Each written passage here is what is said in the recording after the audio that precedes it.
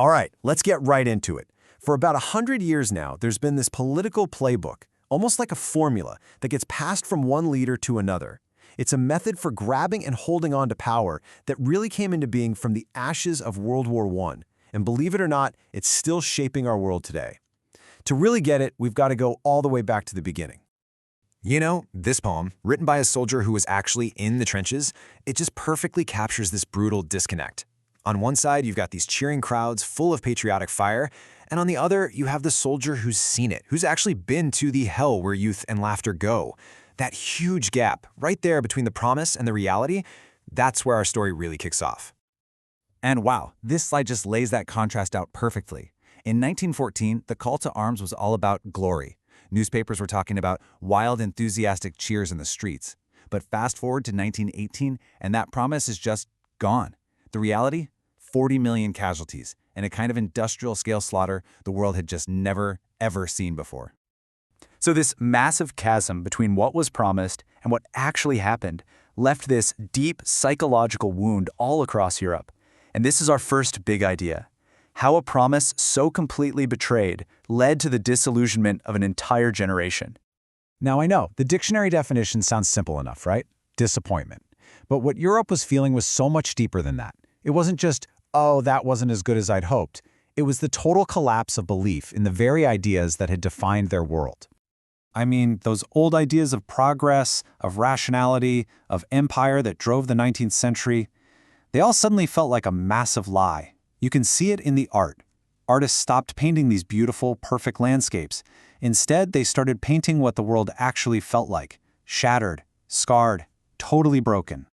And here's the really crucial point. When a whole generation loses faith in everything they've ever been taught, it creates this incredibly dangerous vacuum. The old ways of thinking were thrown out, leaving whole societies just adrift. And if there's one thing history teaches us, it's that a vacuum of power and belief never stays empty for long. So the big question is, how did that vacuum get filled? To see that in action, we're going to zoom in on a specific and really tragic case study: the republic that fell. We're talking about Germany's Weimar Republic, a democracy that was, you could say, born in defeat and maybe even destined for collapse.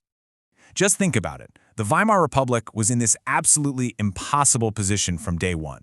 It got blamed for losing the war, it was buried under crippling debt, and it was being torn apart by violent political fights from both the left and the right. It was a democracy trying to survive in the middle of a hurricane. And right into this perfect storm comes this powerful poison, the stabbed-in-the-back myth. This was the lie that the German army wasn't actually defeated on the battlefield, but was betrayed by traitors back home, politicians, socialists, you name it. It was a simple, powerful, and very emotional story that turned national shame into pure rage. And that myth? That was the key. It was everything. It gave a wounded country a target for all its anger, and created this desperate hunger for a leader who would just toss aside that weak, compromising democracy and promise to make Germany strong again.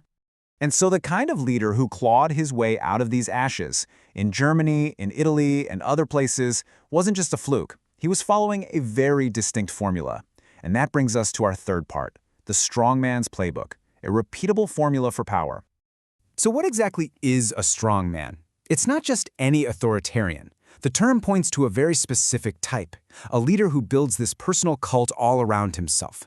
He's the guy who claims he's the only one who really speaks for the people, and he always presents himself as this powerful masculine figure who is not afraid to get his hands dirty. So what's actually in this playbook? Well, it pretty much boils down to 4 core tactics that we see get used again and again and again across different decades and different continents. Let's walk through them. Okay, tactic number 1, you have to destroy the very idea of a shared, objective truth. The leader goes on the attack against the established media, calls it fake news, biased, whatever. Then he sets himself up as the one and only source of real information. Truth just becomes whatever he says it is, and his followers believe him because they believe in him. All right, tactic 2 is all about the performance. It's political theater. The strongman uses his own body as a political tool, projecting this image of hypermasculine strength and aggression. Posing shirtless, using aggressive body language, it's all part of a show designed to make him look dominant and make his rivals look weak. Number 3, you make corruption the entire system. The strongman uses the power of the government not for the public good, but to make himself and his friends rich. The government basically turns into a criminal enterprise, and its main job is to protect the leader and his inner circle from ever being held accountable. And finally, the ultimate tool in the playbook is fear. The strongman openly threatens his enemies, and he uses moments of crisis, what some people call shock events, as the perfect excuse to suspend the normal rules, grab more power, and just eliminate anyone who stands in his way. Okay, so we've got these 4 tactics, but what's really fascinating, and honestly kind of chilling, is that they aren't just stuck in one time or place. We see these same moves echoing through a century. It's the same playbook, just with different players. Just take a look at this list. You start with Mussolini, the OG, who basically invented the modern personality cult.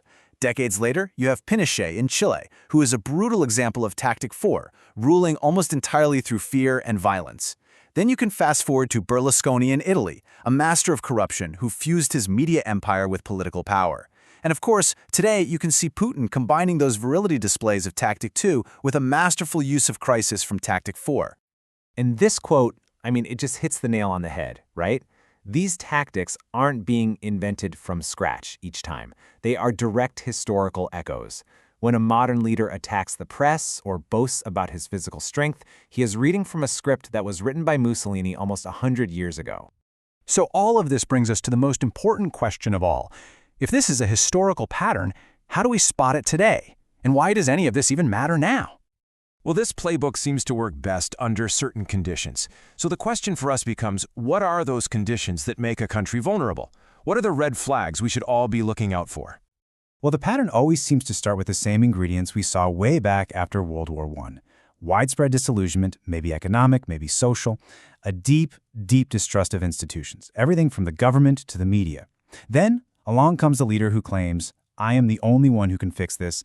I am the sole voice of the real people. And finally, the political language starts to change. Threats and hints of violence start to creep in, and slowly, they become normalized. So, look, history shows us a clear pattern. It gives us the playbook that's been used time and time again. But what it doesn't do is dictate the final chapter.